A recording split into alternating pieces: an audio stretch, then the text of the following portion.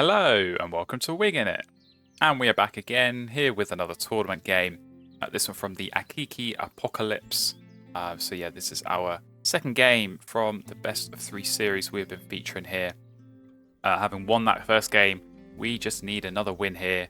And we sail through into the next round. Of course, a defeat means we go to those precarious game 3. So hopefully we can get in our good position here. We're going second in this game, so we'll jump in. And we'll take a look at this starting hand. And there's no brown powers, but we've got some pretty nice teal powers looking at us here. So, yeah, we had Moltoni's in the starting hand game 1. And we've got Yellowhammer in the starting hand here in game 2. So, yeah, definitely appeals to me. Definitely like these teal powers. Said it in game 1. I think anytime you see them in your starting hand here, you kind of have to jump all over them. And find a way of making them work because they're just so powerful, you know, such high potential birds.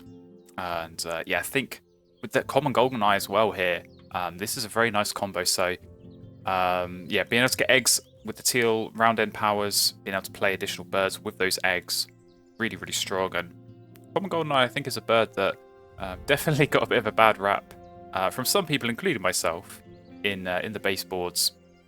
I think just being able to get eggs more easily on those baseboards meant that this kind of power was a little bit undervalued. But I think now, very powerful. Obviously, eggs much harder to get hold of with the weakened grasslands. So being able to get a bird like this down, play a bunch of cavity nest birds. You know, I've already got one in a hand, Carolina Wren, which I'm looking at. A couple in the tray as well, actually. The flycatcher and the pygmy nuthatch, both getting extra food. Both work very well with the yellowhammer. So giving me things to think about potentially there in terms of getting some extra cavity nest birds down. But yeah, really strong to be able to get these kind of teal powers down now. Obviously, the earlier you get them down, give yourself more rounds to work with. And I'm definitely planning that I'm going to be hitting these every single round. I'm hoping to get at least an egg or 2 off the goldeneye in this first round and really accelerate that and try and get 3 or 4 as early as I can. Really target these cavity nesting birds. So yeah, we're just going to go with those 2. Like I said, did think about the Carolina Wren, did think about even that Eurasian collared dove just as a way of maybe getting an extra food, an extra card, or an extra egg, depending on what I needed. But in this position, I think just keep the 2 very strong birds that you like the look of.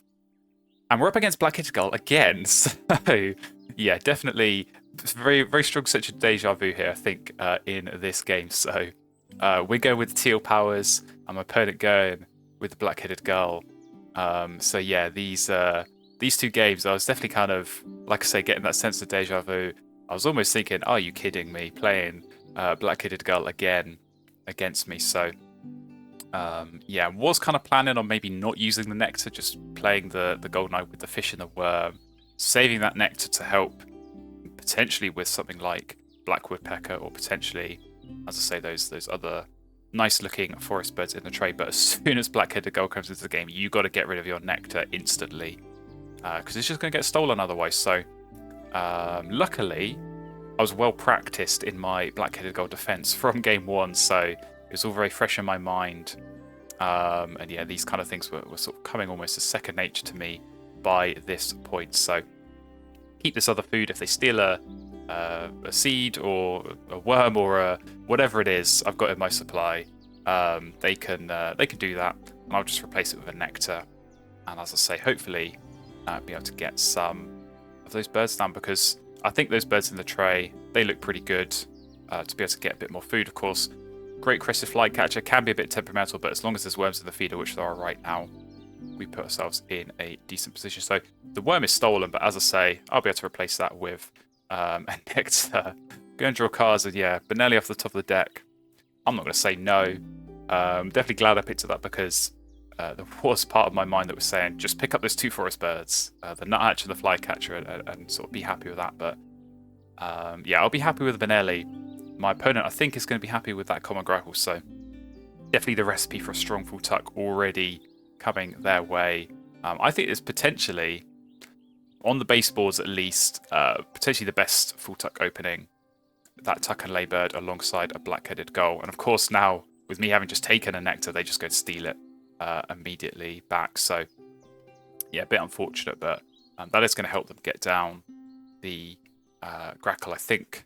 Go for in that wetlands and go for a strong full tuck. So with that in mind, we're going to go ahead and get this flycatcher down. So yeah, a bit annoying, as I say, that I had to go and use the nectar. There was maybe a part of me that was saying, at least on that first round, to not take the nectar just in case it gets stolen back.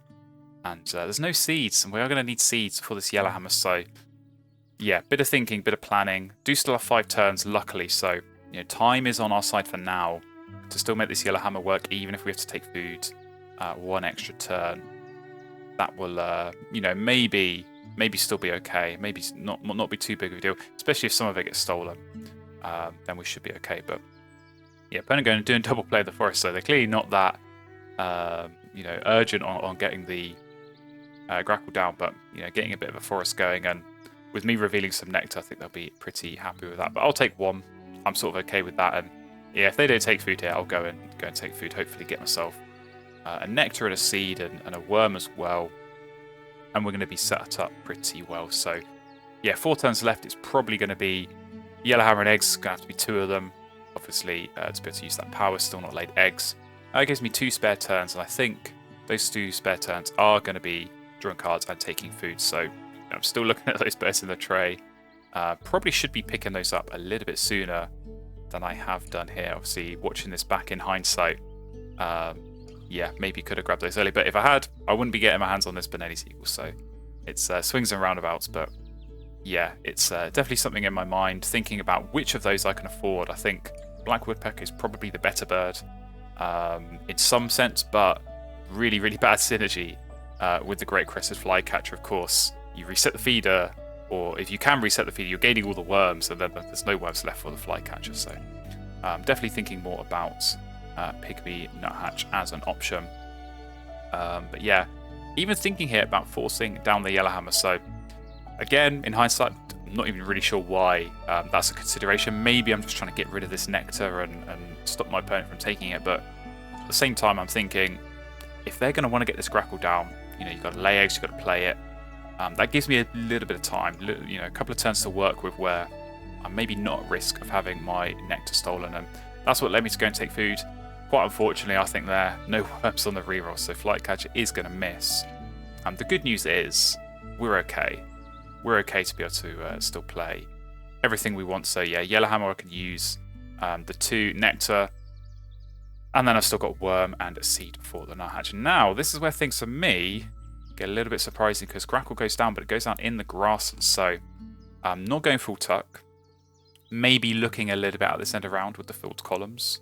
But for me, I think grackle has to be going in the wetlands here. Just such a strong full tuck. Obviously, with the extra cards that you're already getting access to with the Oceania boards, it feels like a no-brainer. But yeah, everyone has their own way of playing. So going for this grackle in the grass, so you're going to get some extra eggs for sure, and some extra points from this end around. But yeah, might just make things a little bit more difficult going forward. But I'm going to focus on what we're doing, and we're getting some good stuff. So yeah, like I say, maybe thinking a little bit too hard about whether to go for that nuthatch or not. It's kind of one of those birds where you need good card access to feed it.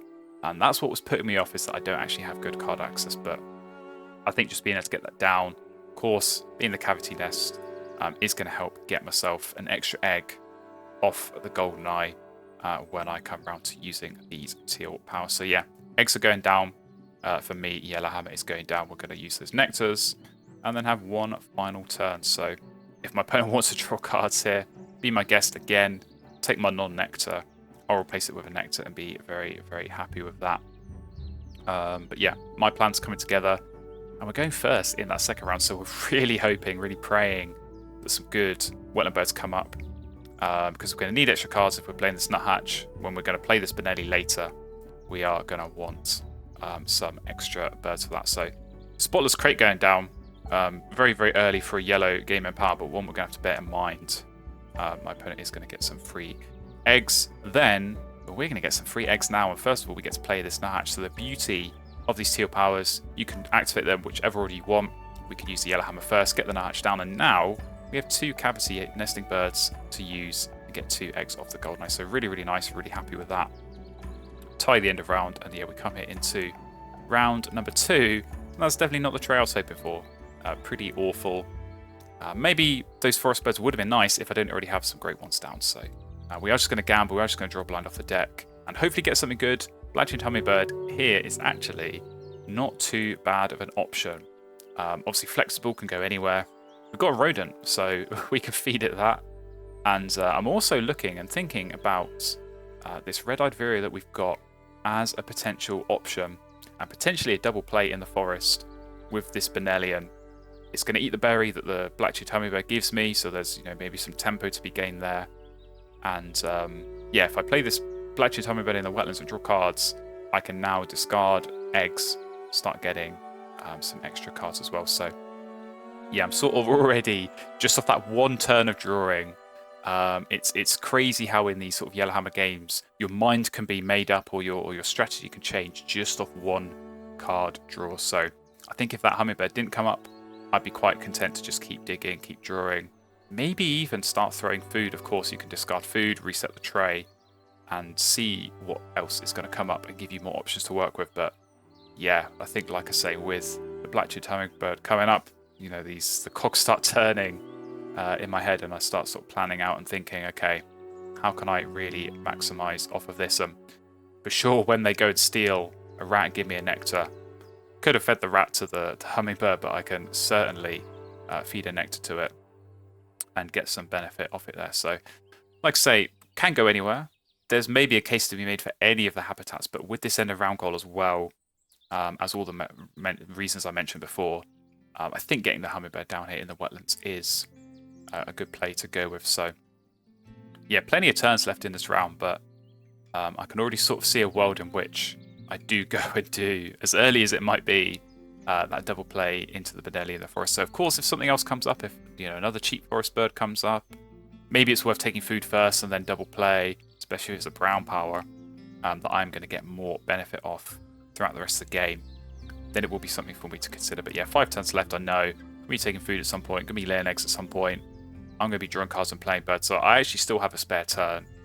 May well end up being drawing cards again, especially if I need to feed the Benelli, or if something good comes up in the tray, then I can go and look at grabbing that and going from there. But yeah, all things considered, going pretty well for this sort of Yellowhammer game. Like I say, securing the card access is going to be key, but I think it's hard sometimes to plan really long term. I think Yellowhammer games is a sort of more medium term planning, where you sort of think, okay, what can I do this round? What are my turns going to be for this round? Of course, each round you need to take each type of action, you need to set yourself up and make sure you can use that power.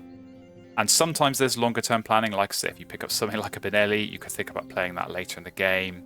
Or sometimes if you get those yellow game end powers, those are much longer term investments, of course. But I do tend to think more about, as I say, in the medium term, and thinking about what can I do this round in order to really maximize off that. So we're going to draw cards and we're going to immediately solve the card drawing problem. So that made me pretty happy. And actually deciding here, looking back, not sure why, but I don't discard the eggs. So there's maybe something I'm thinking about here in terms of actually not having enough eggs to do all the plays I want. So of course I've only got 2. I need to lay eggs. That's going to give me 4 eggs to work with. Doing the double play is going to use 3 of them. So maybe thinking a little bit more carefully about keeping some eggs that I can play some birds. Opponent, on the other hand, this time going for the full tucks, so not making the same mistake twice. Red-winged blackbird is going down there. And yeah, they'll be able to, I'm sure, hammer that. Wetlands, get some tucks and some eggs, and still keep stealing the food off me. So this time, we're going to skip. And again, I'm sure I had a very good reason for this at the time. But looking back, I feel like you've got to just give out the berries here. Maybe what I'm thinking is actually my forest is very strong. Their food access is pretty weak. Of course, when they're drawing cards, they're maybe stealing a food off me. Maybe just these berries that I'm getting. But their forest is actually not that good. And they have to discard some cards and maybe get a bit of extra food. But if I'm going to do this double play in the forest into the Benelli, I'm already getting 3 food. Nuthatch gives me a 4th. That flycatcher maybe gives me a 5th. And that's not even with discarding the extra cards to maybe get even a 6th food. So yeah, when you look at it on paper, maybe that's why I'm skipping here and thinking about longer term. Actually, my food access is going to be much better than my opponent. So let's not go and be giving out food willy-nilly like that. But as I say, pretty easy here. Lay eggs. I've got this double play to be doing. Got loads of really, really bad birds that I'm quite happy to tuck under the Benelli. Then, of course, some more cards so that when I do go and draw, I've got something to tuck under the nuthatch, and maybe even, as I say, discard first of all, just to get a bit more food. And we've still got this red-breasted Merganser as the card access that we so desired. So that is going to be our yellow hammer play in this round. And as I say, with this sort of medium-term planning, just thinking it all through, it's setting ourselves up in a good position here, trying to maybe push on this end of round. Although, of course, there is every chance my opponent is going to play a fourth bird there. So it's a bit of a hedge, I suppose. Maybe that's the way of thinking about it. We want to play this wetland bird anyway, this Merganser. So it's not like we're going out of our way and playing something terrible just to try and chase an end of round. And if we get a couple of extra points off it, I'll always take it. But yeah, go for the early Benelli's play. As I say, don't always see that go down in round 2. Especially, I think normally you'd see it go down this early if it was for an end of round goal. This is not really the case, but it's welcome nonetheless. And it's our first Diet Specialist bird, so we're going to need a few more of those if we can get some points off our bonus card. But certainly this Benelli here in this case, very nice. And again, as I touched on earlier, with the Vireo, getting down another cavity nest, in this situation a star nest, but it counts the same for the GoldenEye. Getting an extra egg there, not just this round, but every round is going to be very, very nice for us. And as well, we look at that third end of round goal. It's going to help us out for that potentially as well. So yeah, we're in a good position. We're in a good position. I'm liking how this game is going. Like I say, anytime I see the teal powers at the start, definitely makes me feel good. So feel like it's going well, even against what looks on paper like a pretty strong full tuck setup for my opponent. So a little bit of thinking to do here in terms of which food to take. Got another decision to make in terms of the tuck and gaining the food on the nuthatch. Of course, you get a choice. We'll just take a seed in this case, because I think worms, we should be able to get plenty of those from this flycatcher. And yeah, we've got a nectar, so we'll be using that on our Merganser, and then that is going to be setting ourselves up very, very nicely. We can really start drawing aggressively, I think, going into this round 3. There's still enough time to benefit from those card draws. So yeah, you see opponent, they did play Woodstock in this case, so yeah, a bit unusual, but again, for the end of round, makes complete sense. Now, this is a time when actually we switch the order of the teal powers. We use the golden eggs first and then play the bird. We can start clearing off the golden eye because yeah, we're going to want to gain those eggs back in this round 3 and into round 4 as well. So yeah, if we can start clearing those off with the Yellowhammer plays nice and early, gives us more time to work through in this third round and try and clear off the egg space. So yeah, a bit of a strange board, I have to say. A bit of a strange board for my opponent. Definitely going for the full tuck, but I do still kind of think, oh, if only the Grackle was down there as well, and you had Grackle and Blackbird, and you know, you were getting 4 points there, and really scoring heavily, whilst also gaining a bit of food. But it's still strong. It's still strong. They've got really good card access. They're still scoring points and gaining food as well. And yeah, if they do choose to pivot into the grasses later, with the Grackle there, getting the tuck and the egg from every extra card, it's definitely potent. So something I'm going to have to be wary of and pay attention to for sure. But yeah, into this round 3, they are going to keep stealing food. And this is where a little bit of thinking ahead from me came into play. So I did deliberately, although I didn't mention it, on that last turn, taking food in the previous round, I did deliberately leave the feeder in a situation where it could be re-rolled, just sort of anticipating my opponent's probably going to draw cards here, steal food off me, and I can go and get a nectar. And that's exactly what we went and did. So we're now going to spend that as a way of getting extra cards. So again, I think the eggs here quite precious. Don't really want to be spending them if I don't have to. Nectar actually much easier to get hold of for me with the bird feeder, and maybe with you know, food getting stolen from black-headed gull. So we did spend a food to reset the feeder, or reset the tray I should say. Not really a massive fan of anything there. I mean, maybe the cormorant is an option, was something I was looking at. We get hornlark instead though, so definitely don't mind that. Again, another bird that is potentially going to help this end of round. My opponent has a very empty looking grassland, so if we're going to have extra cards and they're going to play some grassland birds, we can get some tucks out of that. And I certainly won't say no to that at all. So yeah, more thinking to do here in terms of the berries. I think I was just looking at my cards I've got and thinking, I've not got anything really that needs berries. I mean, I've got this Mockingbird, but it's very late to play a Mockingbird. Don't really have any great brown powers that I want to be copying. So it's probably not a bird I am going to be playing. Doesn't help for a bonus card or an end of round goal or anything like that. So yeah, in all likelihood, it's going to get tucked probably behind the nuthatch, or even if I'm going to play that Sparrowhawk, could potentially feed that. We've got options, but yeah, I think my extra turn, or at least one of my extra turns this round, is going to be drawing cards. Of course, as I say with Yellowhammer, 4 of your turns each round are predetermined. You've got to play a bird, take food, lay eggs, and draw cards. In round 3, I have 6 turns in total, so I've got 2 spare turns to do whatever I like with. In this case, as I say, probably drawing cards is going to be the main one. I could always turn cards into food in that forest, and with Horned Lark potentially in play, we're going to need some extra cards. And with a really, really strong forest activation, you know, as I said before, getting 5, potentially 6 food, probably only need to do that once. So maybe I can look at laying eggs a second time if this end of round comes into play, or maybe playing another bird if I find some nice big point stuff. So yeah, plans starting to come together again. As I say, I think with Yellowhammer, if you can start to make that plan within the first couple of turns of a round, it's never nice getting to that last turn of round and you have to do a certain action, or you know, something good comes up and you have to react to it and you haven't got time and you want to get something down.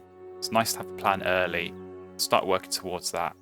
As I say, I think here we do have a bit of a plan forming, and hopefully we can work through that in this round. And alright, comes back over to us here. You'll see food is getting stolen, but we're able to replace there with a nectar. So a couple of times we've been able to do that just by having the berry or some other random food in our supply. Opponent is always going to want to steal that, and we get ourselves a nectar.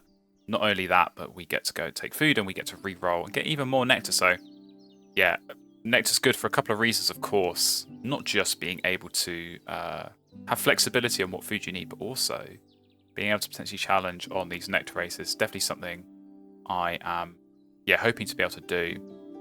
I'm really hoping to be able to push, and maybe even, as I did on the previous turn, discard and get some extra cards when eggs are in short supply. So yeah, definitely good to have options like that. And having taken loads of food, we're setting ourselves up pretty well here. So we keep the Horned Lark. As I say, I do think it's actually a pretty good play here. Potentially going to help on this end of round, just help push the grasses out. I want to discard some extra food or some extra cards to get more eggs. It gives me that option. And I think I should be able to get at least 2 or 3, maybe even 4, if I get it down in time and if I have enough cards. Tucks on that from the pink power activations, because yeah, I think with the amount my opponent's drawing, you know, they've not got that much space in their wetlands. I think it's only be if they drew a Mute Swan or a Chiff Chaff that we might see that go down. And there was a Chaffinch in the tray earlier, which I think they may well have gone and picked up. So they might be looking at that as a late game grasslands shift, just to get a bunch of tuck cards and a bunch of eggs. So yeah, again, just trying to think, you know, what's my opponent's end game here? Not just thinking about my own, but thinking about what they're going to do and where I've got pink powers, or where I've got, you know, other birds that are going to interact, or maybe they've got birds that are going to interact with me in the case of the black-headed gull. Just about thinking that through, trying to sort of, yeah, preemptively consider what they're going to do and set yourself up in the best way to be able to work through that. So they go and take food again. This time it doesn't work out so well. They take the nectar, and I don't get to replace it with one. So a bit of a shame, but we do still get food back. So, you know, we've got plenty of worms, got plenty of seeds. That's going to help for the Horned Lark. And yeah, I think now is the time to get that down, because they didn't play anything. So I want to get that down as soon as I can, maximize the time period within which I can use those pink power activations. So just a bit of consideration on the food. Got to work out, do I use the nectar now so that it can't get stolen, or do I use the worm and the seed now and keep myself maximum flexibility? Obviously not really knowing at this point what I'm going to play with the Yellowhammer. It's definitely not quite following my mantra of make sure you've planned everything out this round. But we do use the nectar. I'm just basically worried it's going to get stolen. That's my thinking, because there's no nectar in the feeder, so I don't want them to get nectar and then yeah, for me not to be able to get one. I think with 5 food, I can always grab a berry as well from the hummingbird if I desperately need it. I should be able to play pretty much anything I like with that final Yellowhammer play. So yeah, still a few more turns in this round. Like I say, gonna need to legs one of them. Gonna need to draw cards for one of them. I still have a spare turn, so maybe I'm gonna be playing a bird. But if they're all getting tucked under this horned lark, maybe not. So there goes the pheasant cuckoo, which I've got to say, definitely a surprise to see that one go down. I'm clearly not running grasslands. I've got Goldeneye. That's going to sort me out for eggs. So maybe it's a bonus card. Maybe it's just, again, descend around. Maybe they're trying to chase that with the additional bird that hits the enclosure builder or the ground nest. End of round goal there. But we're going to find a pretty good one that does hit the ground nests here in the red knot. So definitely a nice bird. Hits my bonus card. I'm still desperately trying to find more birds that work for Diet Specialist. Yeah, we do find quite a few, to be fair, on this turn that are looking pretty handy for that. So Tawny Frogmouth as well, quite nice. A little bit late, a little bit expensive, but could still be an option. And Golden Oriole is making me think about potentially getting the berry here so I can get that down. It is a star nest, which is going to be another egg on the Goldeneye, which is what I'm thinking about. But it's also a star nest that's going to maybe help for this end of round. So it's just sort of trying to work out, okay, is there a world in which I can get that down now and then lay eggs on it? Or am I going to have to take food, or maybe play something else? Or, how can I really try and push this end of round? But again, do it in a way that isn't making me go out of my way and sort of play these mediocre birds. So yeah, it's going to be a decision to make.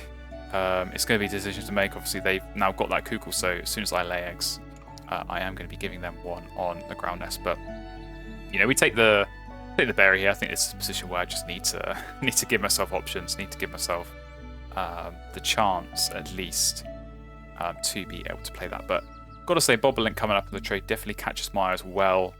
Already been playing quite a few of these ground nest birds just because of the centre round, but yeah, that would potentially be quite a nice one to be able to play that and just get a bunch of free eggs going into that final round. Also hits that last end of round goal. Just touch on that, beaks pointing one direction. It's not an end of round goal I ever pay attention to. I think it's potentially one of the worst for distracting you. I just want to play birds that are good. I don't want to play birds just because their beaks are pointing in a specific direction. So if we can push for that and challenge for it, we can do that and try and get the points.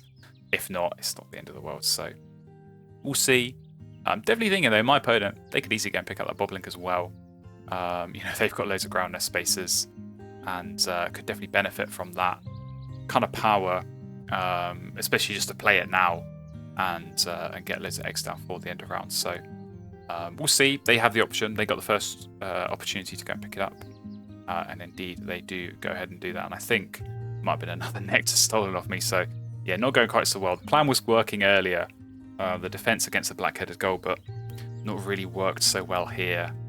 Frequently getting the nectar stolen off me and then not being able to replace it. So a bit of a shame. But yeah, it does kind of make me think here about what my plan is for these turns. So, my opponent's got loads of cards. So sort of expecting they're going to play the Bobolink. Maybe they could just lay eggs, but I think playing the Bobolink is going to be best for them for the center round. I could play the Golden Oriole and lay eggs, but my problem then is, what on earth do I play with the Yellowhammer power? I've got this Predator power, the hobby. It could, go on top of something. It could just go as its own play, potentially. It's not great. I want to be doing better than that with the Yellowhammer. Of course, I could lay eggs and then take food. Maybe play the red knot, maybe play the Oriole, maybe play the frogmouth. Got plenty of options. I'm trying to work out at this point, this is always the point of the game where I try and work out how many more times do I have to draw cards, because drawing cards is probably my weakest action. Doesn't get me any points.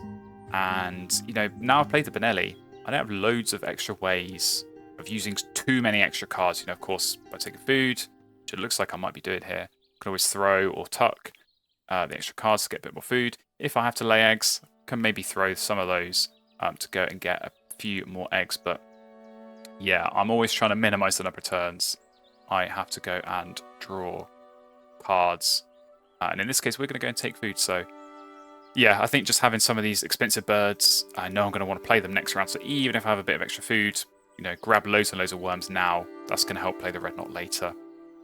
And yeah, potentially, as I say, just get myself in a good position going into that final round to be able to play with flexibility some of those birds that I am looking for. So opponent does play a grass and bird. Indeed, it is the bobolink. So yeah, like I say, saw that coming, but I don't think I reacted or put myself in a position to be able to react to it, because now we've got to get rid of one of these birds, and I kind of don't want to get rid of any of them. You know, I could just play all of them and be able to really push on the bonus card, but yeah, we do go ahead and get rid of that golden oriole. So like I said, that was one I was looking at. I'm thinking with the extra eggs off the golden eye, could have been really nice. I think the main appeal was to be able to push this in a round that, as I say, is now just out of sight, unfortunately. So we'll stick with the red knot, which I know is going to be a big point play. We're going to get a bonus card as well, and hopefully that is going to be something good for us. So golden eye trigger is going to come first. We get our 3 eggs, very nice. And then, as we did last round, use the yellow hammer after that. And we're actually going to play the frogmouth first. So yeah, I think maybe part of that is just me thinking I'm going to have to lay eggs at some point in this final round. May as well do it in a way that really maximizes off the egg laying. Maybe I'm already getting distracted by this final end around because, hey, look, 20 frogmouth has a beak pointing right.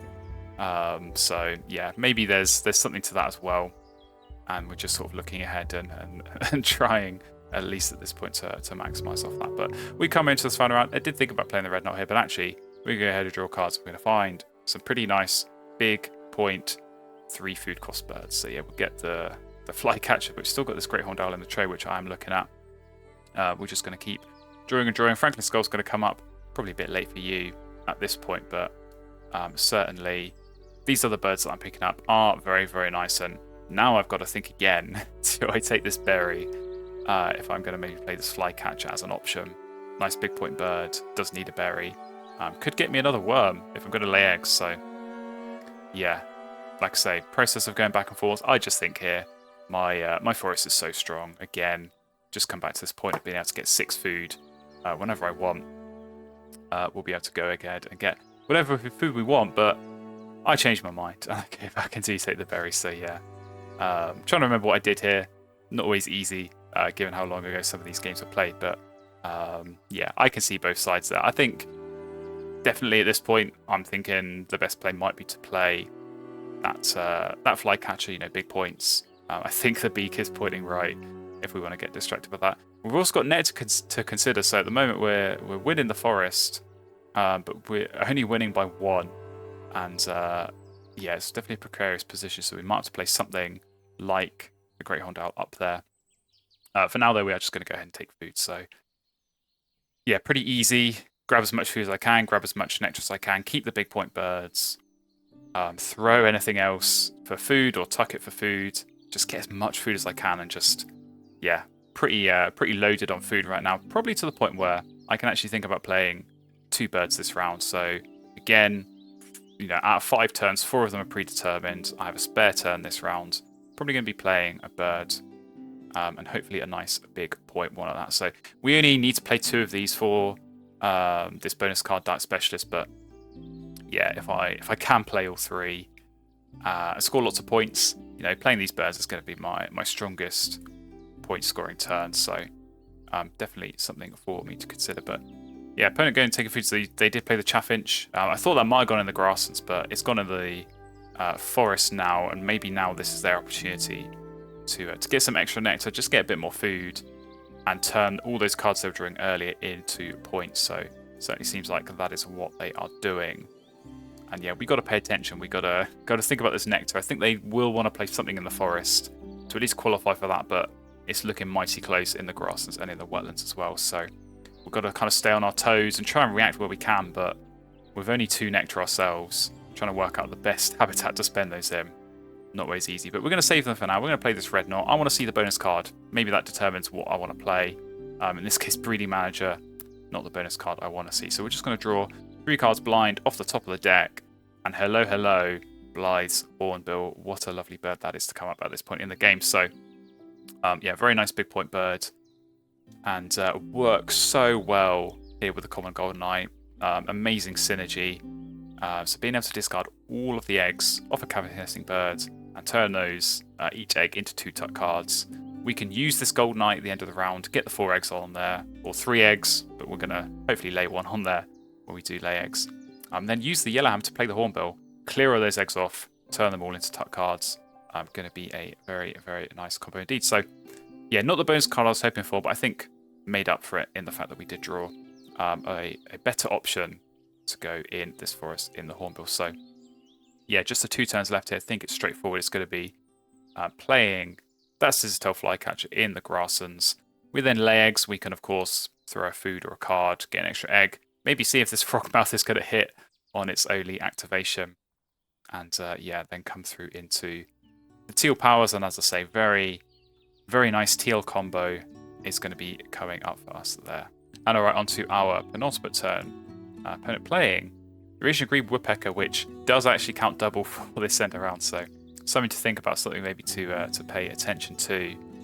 But I think maybe that might have mostly just been for the nectar being able to be spent there, because, like I say, we're in a strong position, playing the Frogmouth, Flycatcher, the Red Knot, and we do still have that Hornbill up our sleeve. We're already 1 ahead.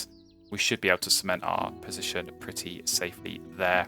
But yeah, we do currently have a tie on the nectar up there. Now, could have spent my nectar on the Flycatcher. I'm saving it. I'm saving it for the Hornbill, even if I have to overpay a little bit up there. I think it's worth it to be able to really push there. You know, I can see my opponent's only got 1 nectar left, so if they want to spend that in the grasslands, be my guest. You're not going to get a tie there, even just with 1 spent. So it's probably going to be in the forest, and we can really, as I say, go and push there, and yeah, get the big point play down, but also just make sure that we are getting all those extra points, being able to get those eggs off the golden eye and turn this into tucks. Is a very, very nice combo. So yeah, just trying to work out really what my opponent's endgame is going to be here. They do still have lots of cards, of course. Can lay eggs, maybe discard those or tuck those on the grackle. That is indeed what they start doing here. So might just be another turn of that coming up. And for us, likewise, pretty simple, lay eggs here. So we've got some extra food we're going to discard. I'm going to keep the card here just in case. Maybe they play a grass and bird. I don't want to miss potential horned lark activation, and we do have plenty of food here, not a problem at all. So yeah, just counting here, just making sure that I'm doing the right thing with the golden eye eggs.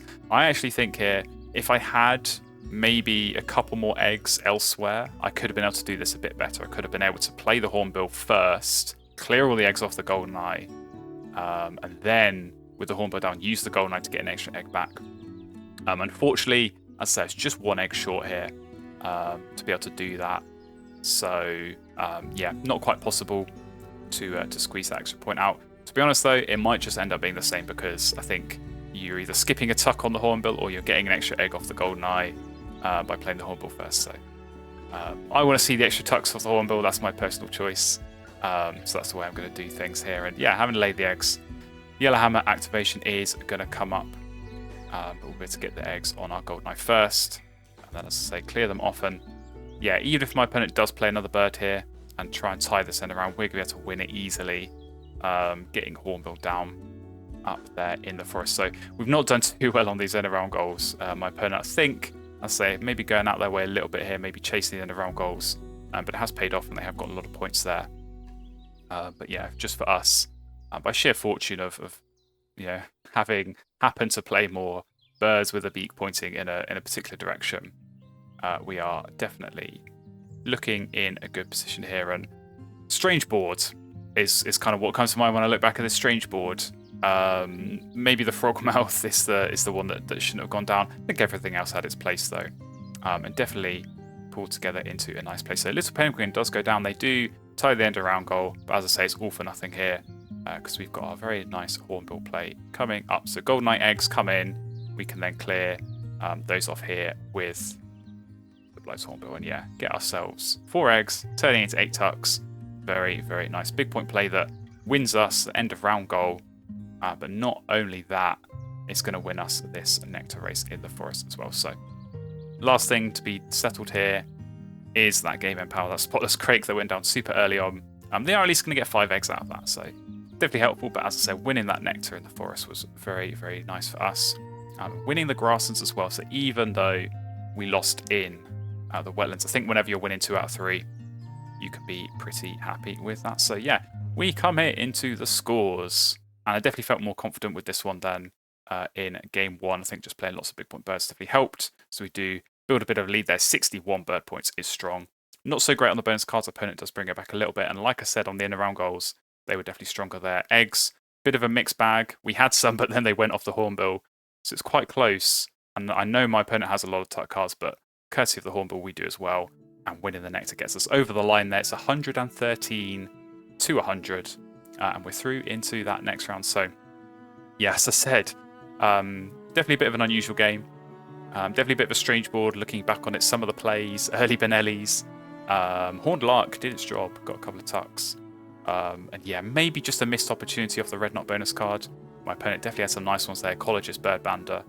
I would have happily taken one or both of those as my bonus card. But yeah, just a lot of defense, I think, early on in that game. A lot of trying to react and worry about the black-headed gull and try and make sure that I'm not having nectar stolen off me, but that also I can maybe benefit off that and have some other food stolen and turn it into nectar. But there we go, pretty solid all round, and it is a win that, as I say, do send us into the next round of this tournament. So maybe I'll feature more games from this one, but we do have some other tournaments on the go at the moment.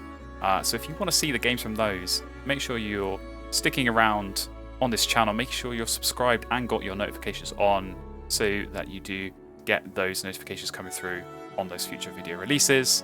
And I will hopefully see you in one of those very, very soon.